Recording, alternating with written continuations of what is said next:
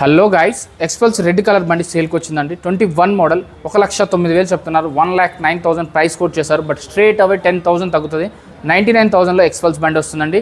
వీళ్ళ దగ్గర 99,000లోనే bike man బండి కూడా ఉందండి. అది కూడా రీసెంట్ 22-23 మోడల్ అండి.